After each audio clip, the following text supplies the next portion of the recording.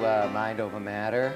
Today it's a pleasure to have Representative Ruth Balser, who is a state representative and one of only 4 in the state house who has a mental health background, the only clinical psychologist. So it's a particular pleasure to have you here on Mind Over Matter. And today we're going to talk about sort of mental health from the legislative perspective.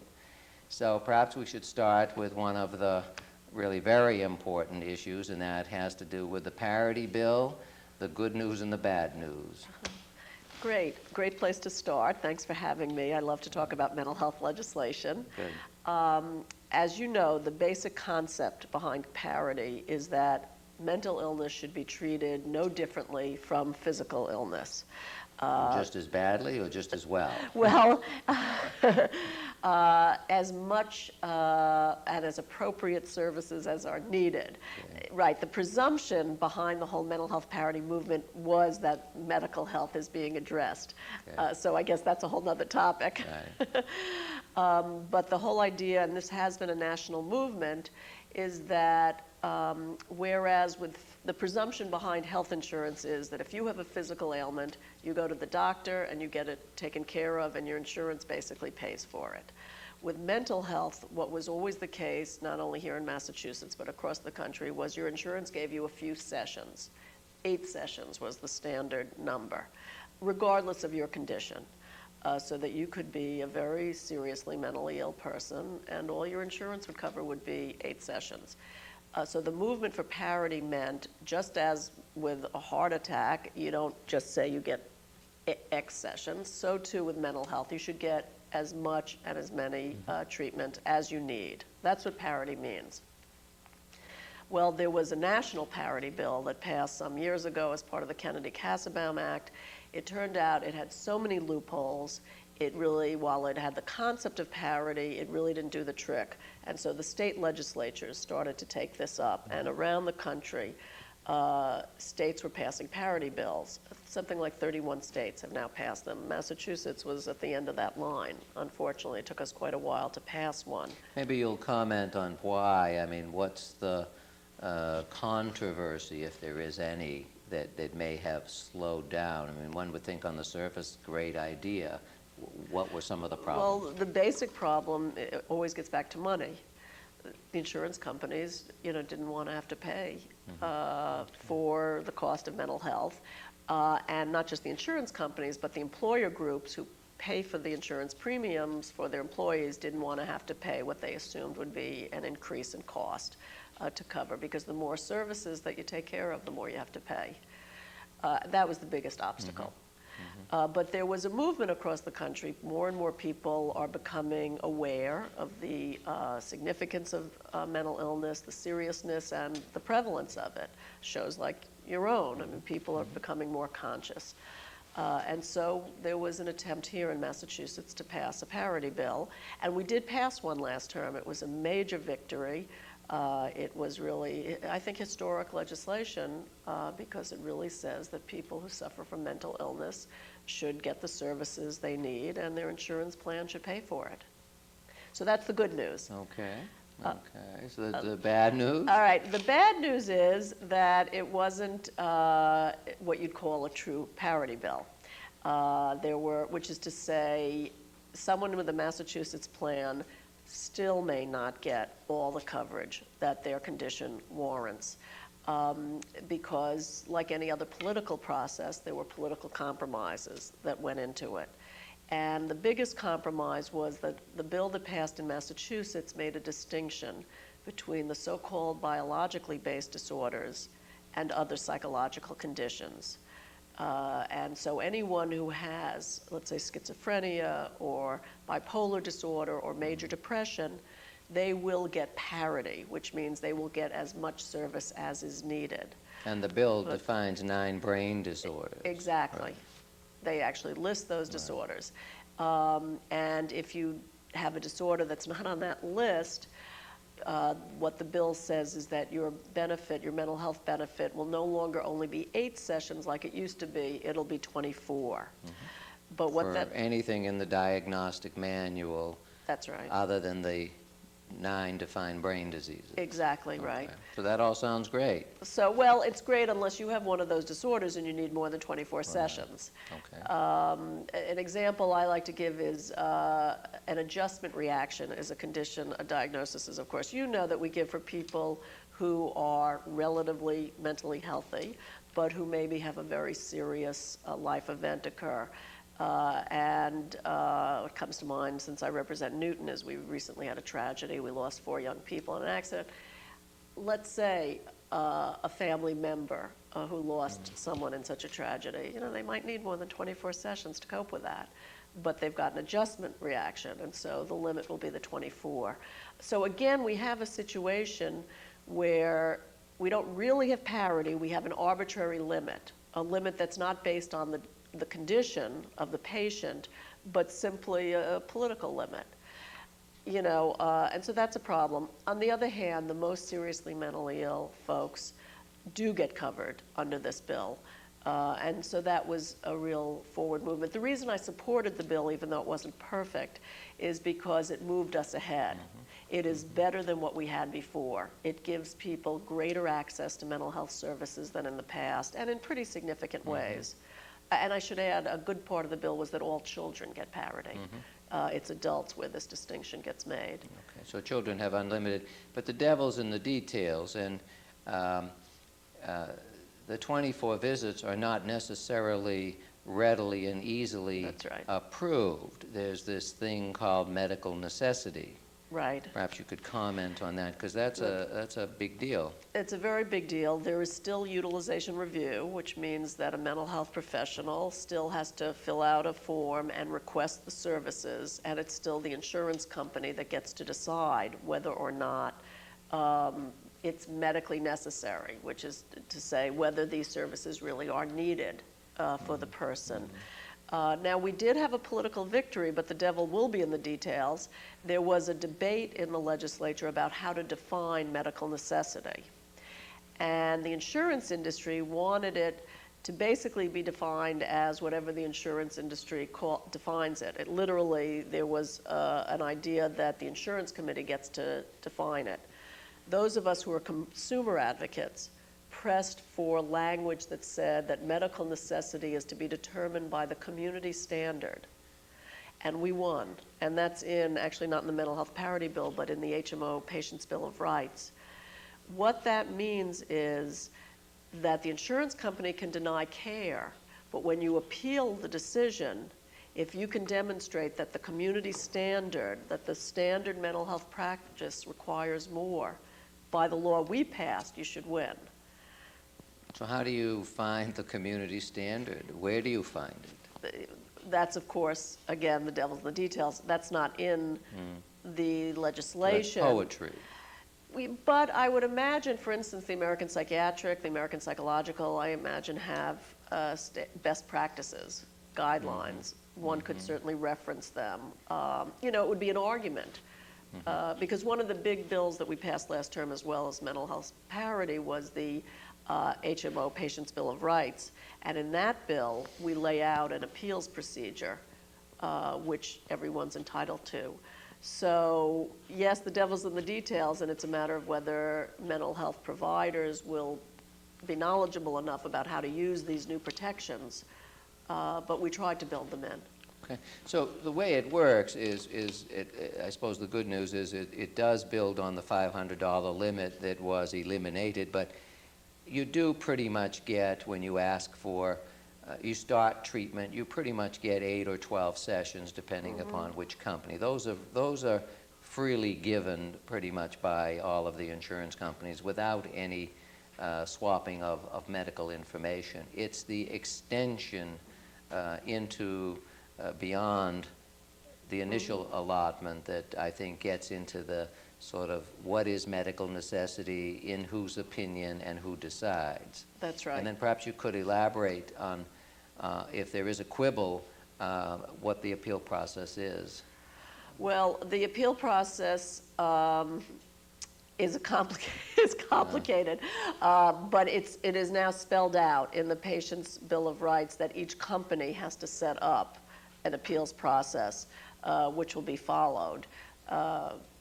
And what's new is there's an external grievance procedure. You can now go to an outside agency. We created new agencies under the Division of Insurance and the Department of Public Health that would review these complaints. It's a complex bureaucracy that's being set In the meantime, up. nobody's paying me to do these appeals on behalf of my patient. That's right. I mean, it sounds like it's a good idea, but it can quickly get fairly time-consuming. Absolutely.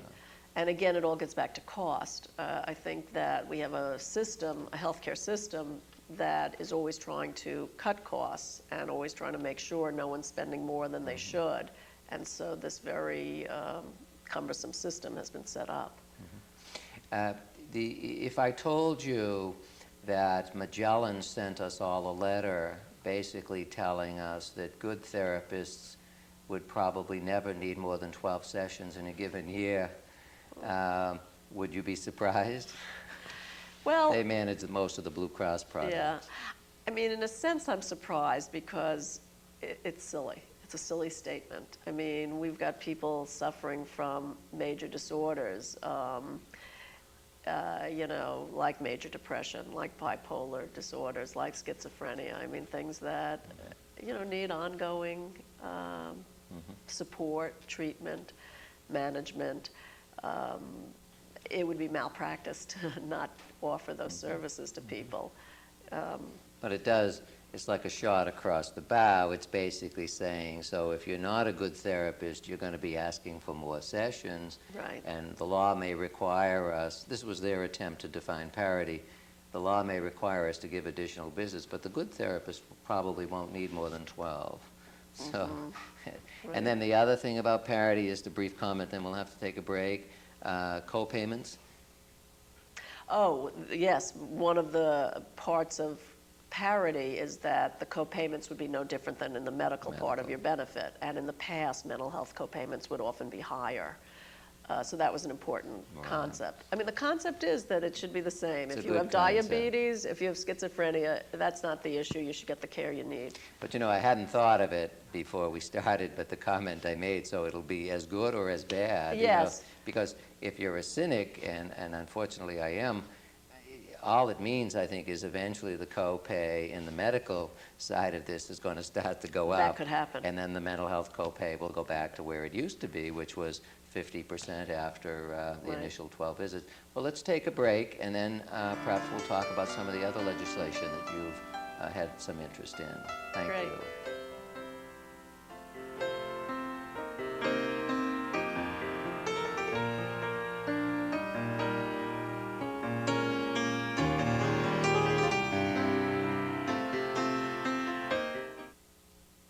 Hiya, Fido, why the long face?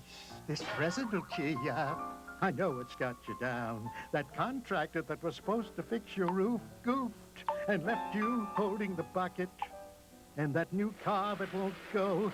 When you told the car guy the problem, all he said was, I don't know. That got you feeling like an old hound dog. Well, open your present, Fido. Your dog days are over. Listen, it's the new Consumer Action Handbook, free from the government. With this puppy, you'll get repairs repaired, credit fraud fixed, telemarketers silenced, wrongs righted. Look, companies, government agencies, names, numbers. With this book, nobody will treat you like a dog. You at home, pick up the phone. Get your free Consumer Action Handbook. Call toll-free 1-888-8-PUEBLO or log on to www.pueblo.gsa.gov. It's a consumer's new best friend. And so, I get this phone call from this insurance company. Normally, I don't pay any attention to these kind of calls, but it sounded like such a good deal. What was the name of the company? I hadn't heard of it before, but all insurance companies are pretty much the same, aren't they? How much money did you save? The premiums were a third of what I was already paying. Sounds too good to be true.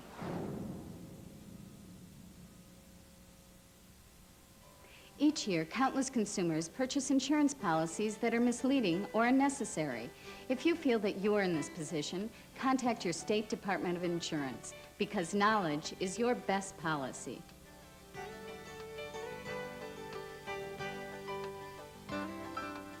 Isn't buying insurance supposed to make you feel safer?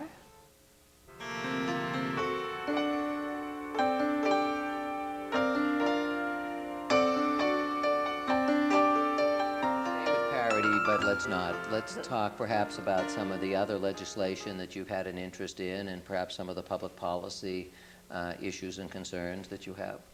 Well, there are a number of areas that, as far as mental health, that intersect with public policy. One I'm very interested in is our correction system, the whole issue of criminal justice and public safety. I'm interested in this as a psychologist because a fair number of folks who are sitting in our prisons are actually people who suffer from mental illness and/or substance abuse.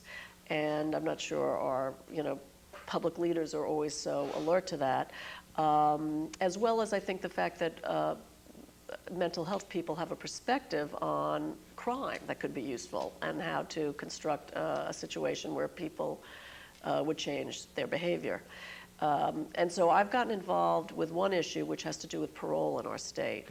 I have a bill that would affect the membership of the parole board, because it turns out that the legislature, when it set up the statute for the parole board, said that the governor should appoint 7 members, and they shall be drawn from 2 fields, criminal justice and behavioral science.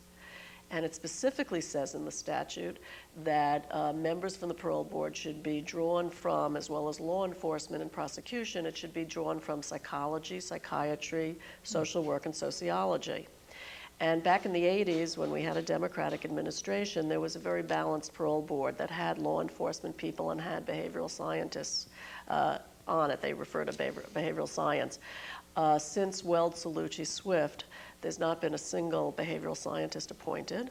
They've all been law enforcement people who fit into this administration's idea of get tough on crime. So excuse me, so the law doesn't require a balance, it just simply says from, so it can be all criminal justice people. Exactly. Without breaking the law. Yes, you very quickly picked up on the issue, because when I saw that, I realized that the administration we've had since 1990 has not technically violated the law, but has definitely violated the spirit of the law.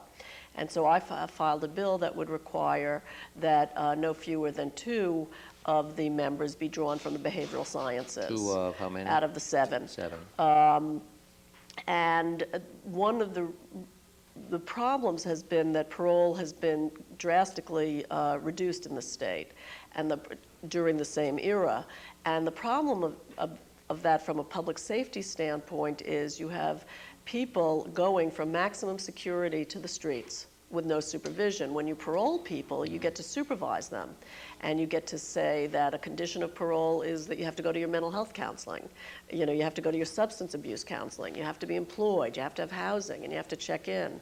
What we're doing by eliminating that is eliminating that supervised transition, and it's a setup, I think, for people to return to substance abuse and criminal behavior. So my bill actually has gotten quite a lot of support. It just passed the Public Safety Committee. The chairman of Public Safety has endorsed it, and there's been a lot of interest in it because I think people feel that behavioral science does have something to offer our corrections policies in this state, and that if we take a look at it from a mental health perspective, that's consistent with protecting the public safety. It's really not being tough on crime or soft on crime. I like to say it's being smart on crime. So that's. You think it will pass? Well, it has a good. I have some support. I just got word this week that it moved out of committee, and I think we have a shot. The Governor's Council, who has to reappoint nominees that the governor has been supportive of it. They're very concerned that this administration has just really broken faith with the whole concept of parole. So I do have a lot of support. Just as an aside, because I've never known this, when you serve on the parole board, is that a job? It's a full-time job. It's a full-time job. So you actually go and work every day? And you go to parole hearings. And you go to parole hearings. And why it's so important to have behavioral scientists there is, what are you assessing? What you want to assess when you determine whether a prisoner is ready for parole, Has the prisoner developed remorse? Has the prisoner demonstrated behavior change over the course such that they look like, that they no longer look like they're at risk of dangerous activity? These are the kinds of judgments that a trained forensic psychologist or forensic psychiatrist knows how to make. No one has a crystal ball, but there is such a thing, as you know, as a dangerousness assessment, and the things that the parole board is being asked to look at, they have people on the parole board who don't have the background in being able to make these assessments. Have the number of paroles dropped in the last decade? Way down. Way down. Way down. So it's easy, just say no. Just say no. That's exactly. Right. Just say no. Right. Instead of and in the past, parole was viewed as an incentive to prisoners. I mean, a basic concept of learning theory here. That if you take advantage of education, mental health counseling, substance abuse, you change your ways, you develop some remorse for the criminal behavior, you can demonstrate that you can go into the community with supervision. You have to check in with your parole officer. But the programs in the prisons have also diminished. And that's a real problem too, because if we don't have enough substance abuse or mental health or educational programs in our prisons, then people are less likely to change their behavior. But we know we don't. And we know we don't. It's a real problem. One of the reasons I'm hoping in 2 years we'll have a Democratic governor and someone who actually believes in rehabilitation, not just punishment. Okay, so other legislative? So that's one area. Another big area I think that mental health people would be concerned with is the human services workforce. We have a tremendous crisis around direct care workers, the people who provide not so much the psychiatrists and psychologists, but the direct care workers in the fields of mental health and mental retardation are tremendously underpaid. They are basically paid poverty level. So most of the vendor corporations are running at a 10+%, what do you call it, occupancy. Vacancy. Yes, yeah. exactly. It's a real crisis, and the families of mentally retarded and mentally ill people have become totally alarmed because they can't get people to care. So there is a bill, a couple of bills that I support that would address this crisis, try to raise the salaries of our direct care workers. That's a big area of concern. Excellent. Another area I've been very involved with is special education, trying to protect the educational rights of our learning disabled youngsters in the state. One of the disappointing things that happened last term was the standard that Massachusetts had really been a trendsetter all the way back in the 70s in defending the rights of disabled youngsters and had set the standard high. There was language in the law that said every disabled youngster is entitled to the maximum feasible benefit from their education. And unfortunately, out of fiscal concerns, the legislature lowered that standard last year. I fought very hard against the lowering of the standard. Meaning how? Lowered it in what way? Lowered, there's a federal standard that says that every disabled youngster is entitled to a free and appropriate education. That was passed some years later after Massachusetts to make sure that everyone in the country at least had a basic level. The intent of a federal standard isn't to set a ceiling, it's to set a floor. But people in Massachusetts led the charge to say, that we should do what all the other states are doing. It'd be like if we said that our minimum wage, which is higher, we should lower that to match the other states. So we shouldn't do more. We shouldn't do more than anyone else.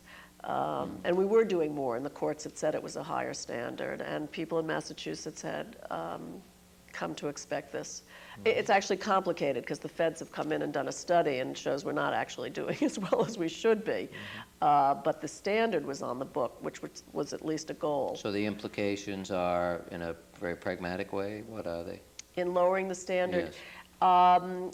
It's hard to know how it will play out because what will happen next, it's going to go to the courts because the advocates for disabled kids are going to still push for the best. It's not unlike what we were just talking about in the parity discussion. Disabled kids should be entitled to whatever they need to get the best possible education. But, it may come down to if a child needs an out-of-district private placement, maybe they won't get that, or whatever is considered what that child needs to be the best. the courts will now have some basis for a lower standard. Okay. So that's going to be That's the bad thing, adjudicated. except I filed a bill to restore the standard. And there are a number of us who are strong advocates for special needs youngsters who are going to push for that again.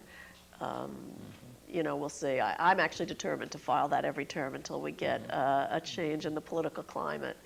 I don't believe So in I guess lowering. that's, in terms of a mental health discussion, I guess what you're suggesting is that not only are the schools an important resource, but the earlier the intervention, the better the long-term prognosis. Yes, and actually, yes, it's good to bring in the connection. One of the arguments I made was that you might save money on special needs programs, but what's going to end up happening is you'll push these kids into mental health programs or, DYS, Division of Youth Services programs, because you get a special needs kid who gets frustrated if he or she doesn't have the proper help. From frustration can come depression. It can come acting out, in school, getting into trouble. And so these kids, if they don't get the services they need, we'll pick up the costs in one of our other agencies, I have no doubt. So, in many ways, though, it's like the captain has gone to sleep. It's like nobody's watching over the system, you know what I mean, to sort of put these little pieces that aren't so little and certainly are very important pieces together and see it in a more holistic way. Yeah, that's part of it, and I also think fiscal concerns take over, and in fairness to my colleagues in the legislature who perhaps sometimes don't vote the way I might want in terms of getting the best, things cost money, and we live in a state where the voters just voted for an income tax cut. And where we're not going to have as much money available in the state to support services, in the cities and towns, we're ruled by Proposition 2.5, and the special needs, for instance, costs can become quite high. So it also gets back to fiscal policy. Are people willing to pay the taxes to raise the revenues so that we can have the public services that I think people deserve, whether it's mental health services or special education services? Well, I also think, I was telling you about this grant that the Boston Foundation recently gave us to try to sort of appreciate where is money currently going, because, I do think that it's important to provide additional funding. I think it's also important to make sure that what funding is in the system is maximally going to direct care in a kind of a coordinated fashion, and we both know that isn't the case. So maybe after the break we could talk a little bit about those systems issues. That's great. Policy. Thank you.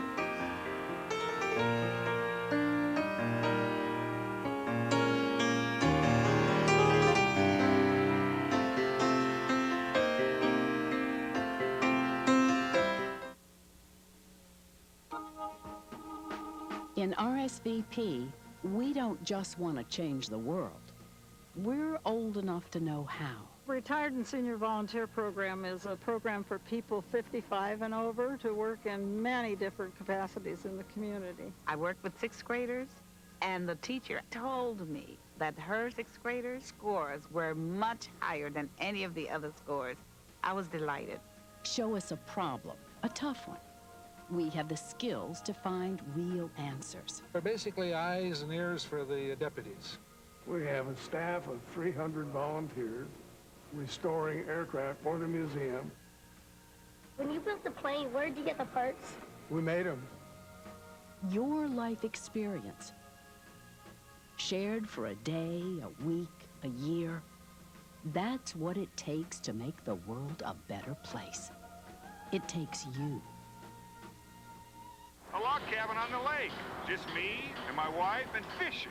I can tell you what I won't do. Won't just curl up and vegetate. Do something I've wanted to do since college. Go back to college. Eating un crucero. Alaska. Secure your retirement plans with U.S. savings bonds. When you think of retirement, you think no more boss, no more responsibilities, but it also means no more paycheck. So where will the money come from? I have a pension plan where I work, but will I still be working there 20 years from now? Start saving for retirement now with U.S. savings bonds. They're the easy way to save. They're the safe way to invest in your future. Get details where you work or bank, or write U.S. Savings Bonds, Department of the Treasury, Washington, D.C. 20226. Look, you work too hard not to reward yourself when you retire. Take stock in America. U.S. Savings Bonds.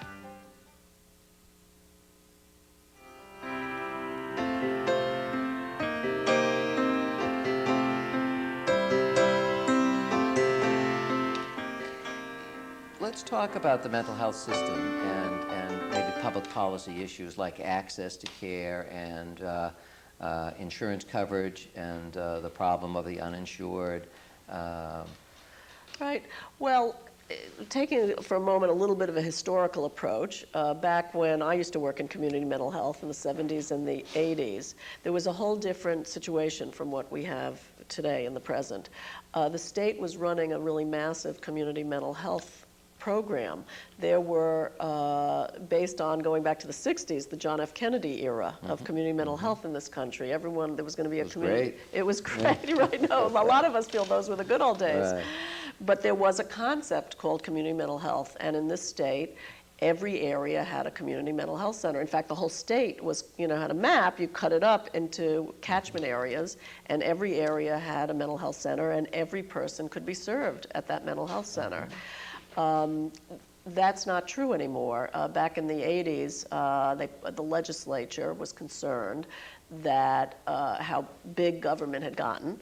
And a commission, I actually once went down to the archives in the State House and pulled out this old commission report from then. But they decided that it was too cumbersome a system. They felt that there was a lot of waste, a lot of money was being spent. And it began a process then leading into the 90s where this whole concept really ended of community mental health. The Department of Mental Health, as you know, changed its mission. It was no longer to serve the mental health needs of all people. It was to serve the severely mentally ill. It's very different. I mean, we're now talking a couple of percent or 1% of the population rather than a concept of everyone. And so that's a big change. So the Department of Mental Health stopped serving a lot of these folks. It really was a withdrawing of the public commitment. What was happening at the same time was the whole issue of health insurance, private health insurance. People were going to cover this. That's why the parity struggle became so important, because we didn't have mental health centers to go to anymore. There used to be sliding scales. People, could pay as much as they could afford. So there's a real problem with access now. When we talk to people who work at the mental health centers that remain, many of them closed down, is that you have people who don't have any private health insurance. We have a big problem of the uninsured. You have people who don't fit this very restricted definition of what the Department of Mental Health serves. And so you have people who potentially, really can't get access to care. Well, DMH has a very well-fitting gate that's very hard to open. I mean, so they take care of about 24,500 clients. And to get somebody DMH eligible, that is to say, get somebody through that gate, very, very difficult. Right. Complicated process, and I suppose the good news is they are looking for the sickest of the sick. Yes. But on the other hand, there are a lot of very disabled people who are very, very ill, whose lives are clearly very impacted by mental illness, who aren't necessarily DMH eligible and therefore not eligible for DMH case management services. Right. So it's a problem for people. Okay. So what can the solutions be, or what do you think from a public policy perspective can be done about the access issue? I think the parity struggle was important, because what it was really saying is the public isn't going to take care of these folks anymore. It's really the private sector. That's what it means if you have private insurance. Now, people who have mass health, people in the state who are poor and have the state health insurance, they have mental health services. And if you have private insurance, you now have coverage. So the biggest problem now really are the uninsured, who are not the most impoverished people in the state. The most impoverished people have mass health. We have a big problem of the working uninsured, people who are employed but don't get health insurance. Now, of course, those folks also have problem getting medical care. It's not only mental health care. But I see that as a number one problem. I think people in the legislature are concerned with this problem. People aren't blind to it. As part of the HMO Bill of Rights that we passed last term, they set up a study, a commission was developed to study the problem of universal access to health care. And they're supposed to come back this year with recommendations about how to get us to universal access here. So we're waiting eagerly, to hear what they recommend. In the meantime, there is a bill, another bill that I'm supporting, which is not only about mental health, but about all health, which would increase the cigarette tax to cover health insurance for some proportion of the uninsured. It would not cover everyone, but it would include more people in mass health to really try to get at some of these working uninsured. Now, kids, are they in a unique category as far as coverage is concerned? Absolutely. One of the really great things the legislature did before I got there was to pass what amounts to a universal child health coverage. I mean, virtually every child in the Commonwealth has access to public coverage of their insurance. Virtually means what? Well, people have to know about it and apply for it. Okay. And that's really the only problem. And the state has tried to do a good job of informing people, and there are advocacy groups like Healthcare for All, that try to let people know. But today, as we speak, no child should be uncovered in Massachusetts. No child should be. And right. how do you, to what agency do you apply? I'm embarrassed to say that I'm not even sure of the answer, but yes. That's okay. Yeah. But if people can find out, it must be called DMH, I'm sure. Or, yes. Okay. Or the Alliance would probably know. Healthcare for All would know. Would be great. No, person, because they walk. And a kid is how old? I believe it's up to 19. Up to 19. Yeah. So in a sense, universal health care is pretty much available for children. For children in this state. In this state. Right. Oh, that's excellent. Yeah. Okay. So other sort of public policy concerns that you have? In terms of mental health, there's, there's so many of them. There's a Stuck Kids bill. You probably know this is a bill that would try to draw attention to the shortage we have of psychiatric beds for children. There are a lot of kids, and the shortage of residential placement for kids. There's been more and more articles about kids getting stuck in the system because there's no place to put them.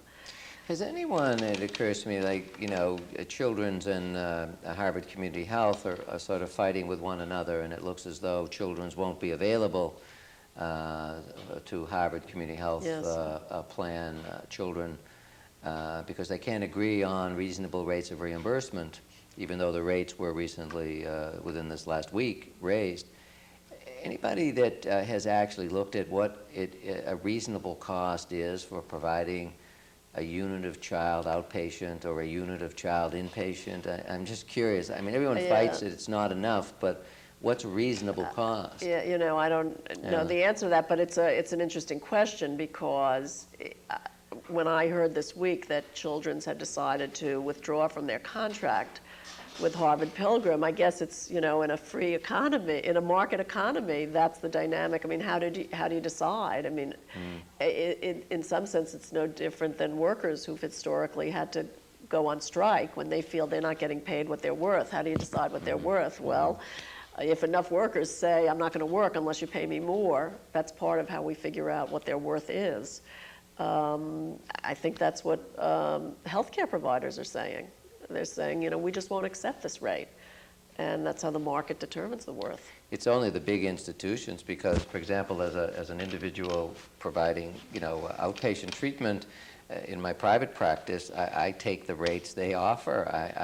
I've never really sat down and figured out whether I'm being properly reimbursed or not for the time that I spend on my consulting practice, But that's the battle between insurance companies and providers, because if an insurance company says they'll pay a psychiatrist, for instance, $75 an hour, and that psychiatrist and his or her self-pay population can charge $125, well, I don't know how you say what they're worth. It's a matter in the market, what people will accept. And the large groups have the clout and the organization that they can just pull back. I've heard discussions, about individual providers joining ultimately into a union, which may be what has to happen to negotiate rates. Well, I do know that collectively, as a program director for a fairly large community mental health program in South Boston, it's a question of how to minimize how much money we will lose every year. Right. So in some ways, from a public policy perspective, it would be very helpful if there could be some prospective payment system set up that basically meant that at the end of the year, the bottom line was met, not over or under. Right. And it seems to me that's not rocket science, but that we shouldn't have to each year worry about whether we're going to be way over or not. We're certainly not going to make money any of the years we know. And every year, one or two clinics close, making access even more of a problem. That's right.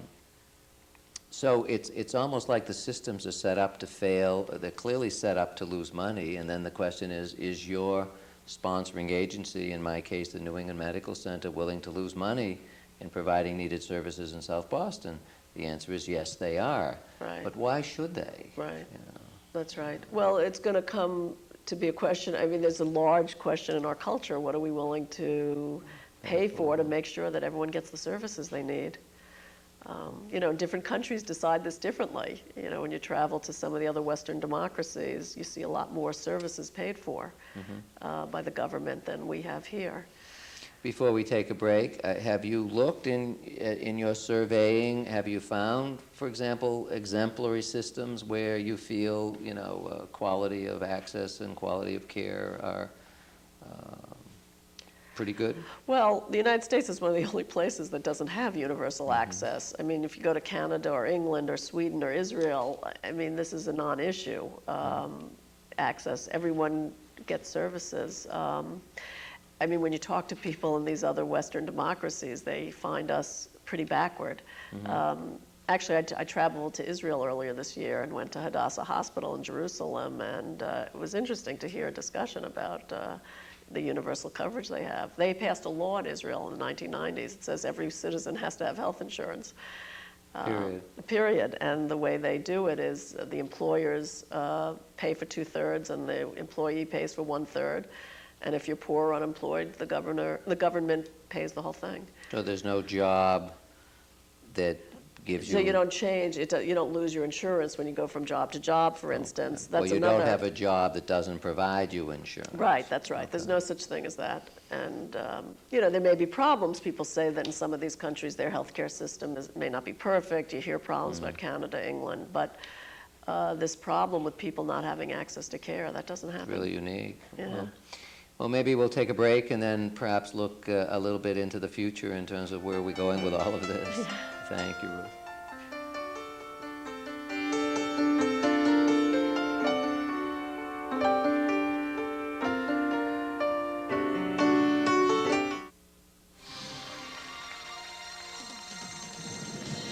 One more correct answer, and you're the big winner in the Social Security quiz. And here we go.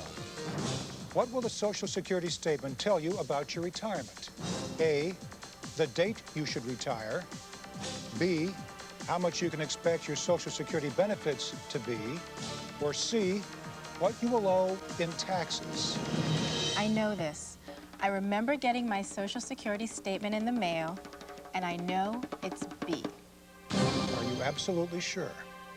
Yes, that's my final answer. Well, you're right. Congratulations. Retirement planning is not a game. Watch your mail for your Social Security statement and use it to plan your financial future. Remember, Social Security should only be part, not all, of your retirement income. The future is in your hands. My Youth for Understanding experience was the best thing I've ever done in my entire life. If you want to learn a language, this is how you do it. You have to live here and you have to breathe in the country.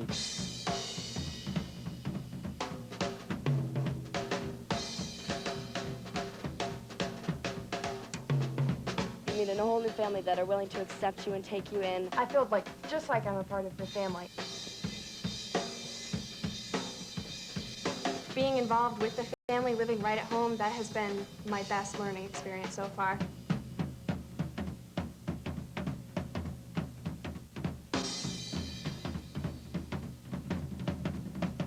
You only live once, so you do it, try it, live it. It was great. It was incredible.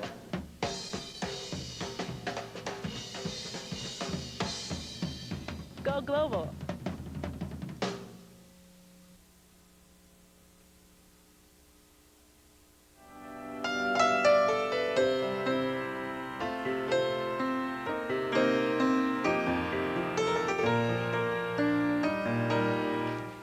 Okay, so let's maybe sort of try to see where we're going with all of this. And, you know, again, from the legislator's perspective, if you had a wish list of practical possibilities, what would you like on that list? Right. First of all, I should say I think we have made progress in some areas, and that when we talk about the wish list, we're really talking about building on that progress and going further. I think the passage of the Mental Health Parity Act was tremendously important in terms of destigmatizing mental illness, in terms of saying people really need access to this service. Where it was limited is it didn't go far enough, and so on my wish list, I would want it to become more comprehensive, which is to say, I think all disorders should be covered to the extent that is necessary. So I would like to get rid of that distinction we talked about. One of the problems with the distinction, by the way, is that people with substance abuse are limited to the 24. And you know, one of the things we know about substance abuse is that really needs constancy of support and ongoing support. It's really a chronic illness. And so, in fact, one of the bills that I'm a co-sponsor of that I hope will pass is to really include substance abuse into into parity. But so I would see that as a wish list, that we get to a place where really all of mental illness and substance abuse are given the coverage through our insurance system that they really need. So that's one wish list. Another thing is that since basically it is the private insurance world that is covering our health care in this country, we've got to get to a point of universal coverage. I mean, one way or the other, some combination of public and employer. We've got to get something so that everyone has insurance, so that no one is left behind in terms of getting their mental health or health care needs met. One area we talked about is the corrections system. This is really a public safety issue from my point of view, because I believe that not having a correction system that really understands mental illness and substance abuse and just general behavior change puts us at risk, because it means that it's turning people out of jail who are likely to commit crimes again, instead of doing what the name of the department is called, corrections. I mean, you want. So on my wish list would be really a more progressive administration in our prisons that really understood rehabilitation, really understood that their job is to have an experience which will lead in the end, because 95% of our prisoners come out again, will lead in the end to people who can be productive members of our community. And I guess on the special education front, I'd like to see the state aid the local communities in the special needs costs so that all of our learning disabled and emotionally disabled youngsters get the services they need. Those are the areas on my wish list, I think. Well, I won't take them one at a time, but under the parity bill, do you think that maybe one day the legislature could eliminate the medical necessity concept? Well, not so much eliminate it, but define very precisely, like beauty in the eye of the beholder, who decides, because it's very, very complicated. And you know, this is the first year, and it's really a May, June, or July problem, because we're just now approaching a time when the initial authorization for a lot of people is going to run out, and we're going to have to go back to the insurers and suggest to them that medical necessity dictates additional visits. and then we're going to have the experience now-ish on whether these are going to be freely given or not. It would be nice to have the 24 or the unlimited freely given. The medical necessity definition is actually in the managed care, the HMO bill, and not in the mental health parity. So it means it is the same problem the medical community faces, which is how do we define who gets to decide what the patient needs. Now, I think what most people, if you ask the average person in the street who should decide, I think they would say that some combination of the doctor and the patient, right? That's who should be deciding. That's what I would say. Right. But what we have and what you're talking about is the system where this insurance company, this third party, decides. You know, and that's the problem. I mean, really what you're suggesting is why not go back to some kind of notion that the patient and the doctor figure it out? Well, it would be interesting to try it for a year or two. 24 visits, depending upon what your diagnosis is of your patient, 24 visits or unlimited visits to sort of test it out and study it and see if, in fact, costs went way up or costs, you know, because there have been a lot of articles that suggest, a lot of us have the experience that suggests that if you generously give That's right. the mental health benefit, healthcare costs go way down. That's right. Yeah. That's the part that's not looked at. One is, that's right, medical health care costs often go down when a sufficient amount of mental health That's right. is given, and also inpatient psychiatric costs often go down because there's enough outpatient work going on. No, I think you're right. I think probably what we as advocates need to do a better job of is doing these fiscal analyses to assure the folks on the other side that doing what's right won't cost an exorbitant amount. Now, talking about doing what's right, the prescription benefit, perhaps you'd comment on that. That's a big problem. That is a big problem. Again, we get to cost. I mean, people, one of the groups that talks the most about it are seniors. Seniors spend a tremendous proportion often of their income on prescription drugs. A woman I saw this morning who has done very, very well with an antidepressant, very horrible background, has done very well in life, but is doing very well on a maintenance dose of one of the newer antidepressants, $160 for 30 tablets per month.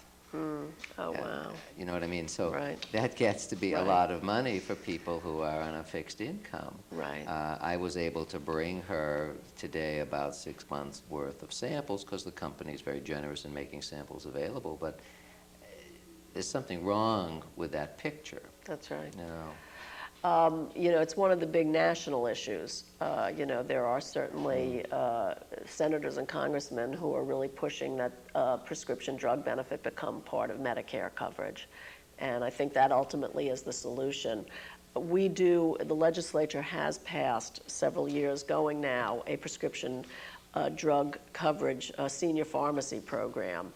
But there are guidelines, financial guidelines, and it's more low-income people, but that's a good program. Again, it's problematic. I mean, the state has limited resources, and so to have a universal prescription drug program in the state without the national support would be tough. But the other issue is the bulk purchasing of drugs, and that's something some of my colleagues and I've been trying to learn about. I know in Vermont, I think, in fact, next week, the governor of Vermont's going to be coming and talking to us about what they're doing up there.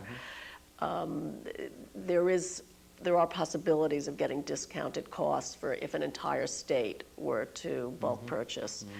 So there are ideas out there. These are the needs. This is what we have to. So we might see some movement around Yes. prescription coverage. And we should add that to our wish list. Yeah. Yes. Well, I think the other thing is I think, people like to gang up on the drug companies. There's no question they're making a lot of money these days. Right. I do think they should be coerced into lowering their price Yes. to be a little bit more reasonable. On the other hand, they're good products, and the research to bring good Right. products to market is very wickedly expensive. So I think they deserve some credit as well. Plus, Yes. they do make samples generously available, so I could bring 6 months' worth of samples to this lady, for example. Oh, that's great. Any other issues for the future that you'd like us to pay attention to? Let's see, we've done special ed, we've done the kids, the direct care. I mean, the human service providers, that gets to be a labor issue, but I think we should value the That's people. a big one. I don't think people appreciate it. I've Right. had on this program some human resource people talking about the impossible task of just hiring into vacant positions, which is a Right. problem in terms of programs being understaffed, but then current staff being overworked. Right. Yeah, again, I mean, we have to value ultimately the people who take care of our most vulnerable citizens. And I mean, that's what these direct care workers do. They're really taking care of our most disabled citizens. We've got to do something for them.